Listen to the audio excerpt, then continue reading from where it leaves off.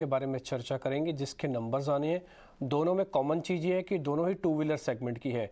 और एक और चीज़ है कॉमन, वो कॉमन ये है कि उसमें हमारी जो सहयोगी हैं सृष्टि, वो इसी सेक्टर को कवर करती है, वो भी कॉमन ही है। तो अलग अलग सेक्टर के नहीं है, एक ही सेक्टर के दो शेयर हैं। सृष्टि, तो आप बताओ किससे शुरू करोगे, टीवीएस से शुरू करोगे कि हीरो मोटोकॉर्प से? चॉइस आपकी है। टीवीएस मोटर्स से शुरू करते हैं क्योंकि इस बार कंपनी के मार्जिन्स अगर हम देखें तो वो टीवीएस मोटर्स से इसलिए हम शुरू कर रहे हैं क्योंकि अगर तिमाही दर तिमाही देखें तो एक ट्रेंड और एक नंबर जो टीवीएस मोटर्स नहीं छोड़ता है वो है उसका मार्जिन फिगर।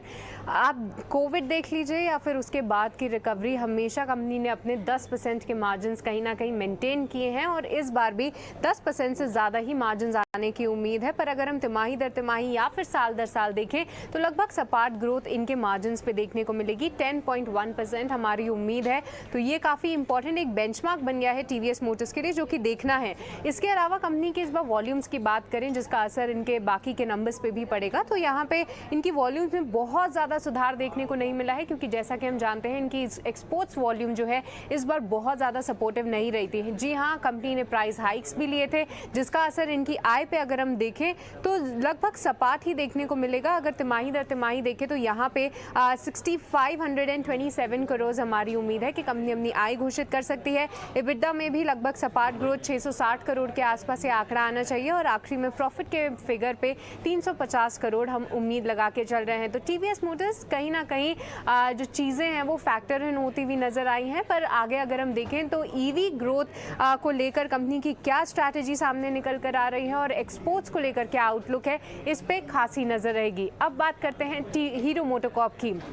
यहाँ पे भी बहुत ज़्यादा सुधार नहीं देखने को मिला है इनकी वॉल्यूम्स में। अगर तिमाही दर तिमाही देखें तो मामूली सी 2% की ग्रोथ है। ऐसे ही कुछ उम्मीदें कंपनी की आय से भी लगाई जा रही हैं। 2.5% बढ़त की उम्मीद है तिमाही दर तिमाही। 8230 करोड़ पे कंपनी के मार्जिन्स में सुधार आप देख सकते हैं क्योंकि यहाँ पे प्राइस हाइक्स भी लिए थे, वॉल्यूम्स भी थोड़ा सा सपोर्ट करती नजर आई। जो प्रीमियम बाइक्स थी उनकी सेल्स थोड़ी बेहतर थी, तो 12.2% उम्मीद लगाई जा रही है मार्जिन फ्रंट पे। और आखिरी में मुनाफे के फिगर में 762 करोड़ हमारी उम्मीद है, जो कि तिमाही दर तिमाही करीब 7.5% की बढ़त होगी। तो दोनों ही कंपनीज के नतीजों से बहुत ज़्यादा शानदार उम्मीदें तो नहीं है, पर जी हाँ आगे की ग्रोथ आउटलुक, क्योंकि टू व्हीलर इंडस्ट्री बहुत अच्छी रिकवरी फेज नहीं दिखाई है, आउटलुक को लेकर क्या कमेंट्री आती है इस पे खासी नज़र रहेगी। अच्छे से आपने बता दिया दोनों कंपनीज के बारे में कि बहुत ज़्यादा एक्साइटमेंट रखने की ज़रूरत नहीं है। कमेंट्री क्या आती है, ई व्हीकल्स को लेकर क्या बोलते हैं, आगे चल के वॉल्यूम ग्रोथ कैसे आती है, ये सब कुछ भी नोटिस करना होगा। सिर्फ प्रॉफिट, रेवेन्यू, मार्जिन और अबीटा, इन 4 नंबर से काम नहीं चलेगा, साथ ही कमेंट्री भी चाहिए। राजेश सर, नंबर आपने भी सुन लिए, मैंने भी सुन लिए। सर बताना आपको है, करना क्या है?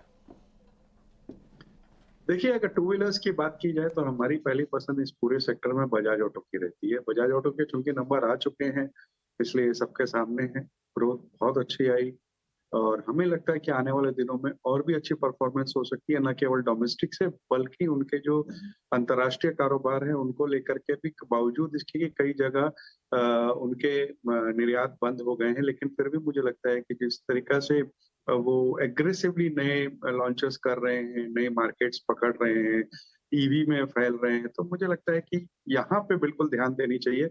कम से कम 4800-4900 रुपए के टारगेट के लिए।